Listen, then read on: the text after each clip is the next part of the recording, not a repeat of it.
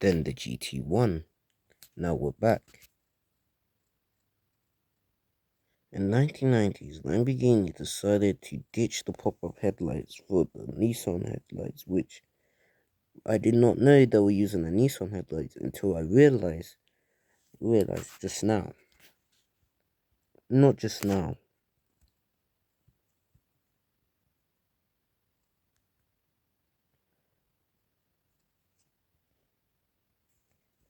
Lamborghini.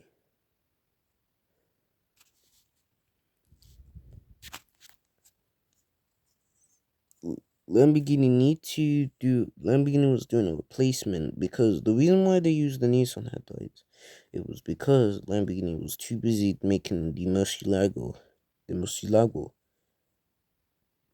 So they didn't have enough time or not to save money. They would have to need to borrow a headlight from another car. But luckily Nissan had the 300ZX.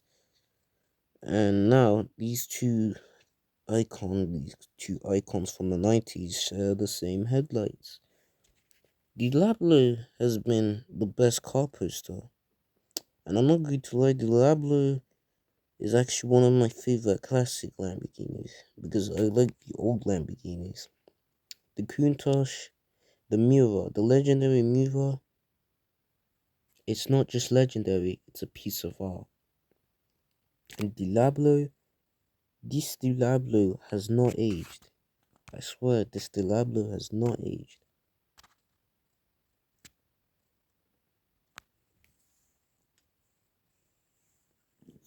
Lamborghini had to ask the new chief designer to make a more refined and more luxurious Diablo. More modern, so the car don't look old, just like what Honda did with the NSX.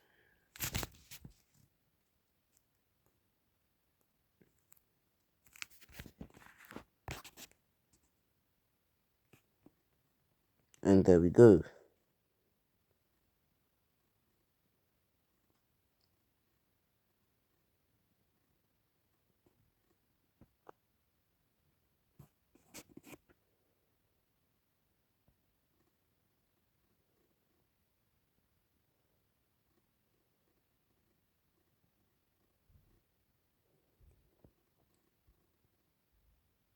The Diablo has been the perfect 90s and the craziest 90s supercar.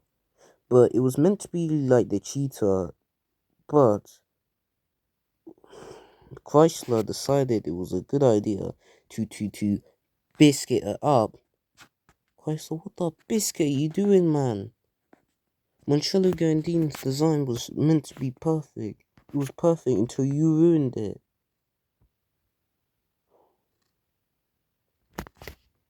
Okay.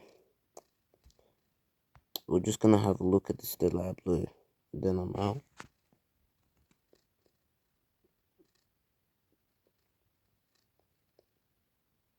The VT 6.0 is actually my favorite Diablo.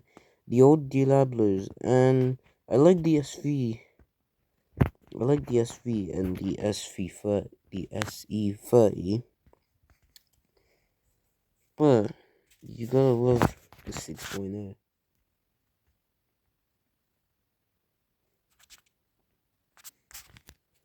We're gonna get some reps.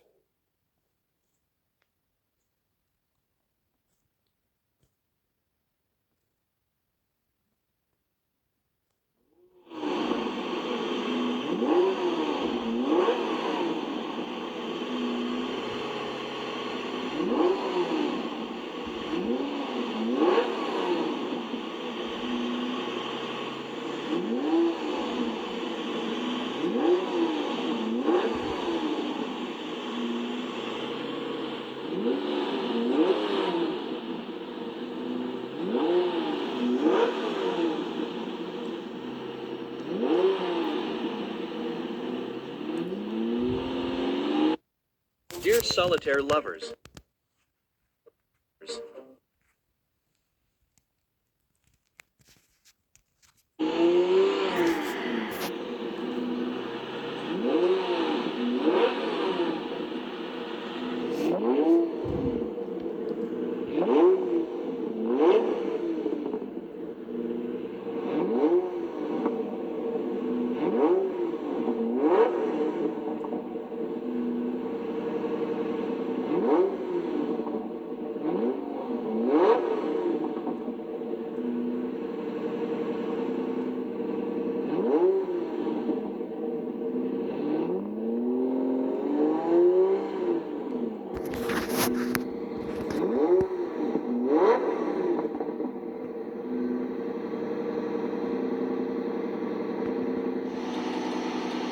Fully padded, two-tone leather door panel with a little bit of storage on top here.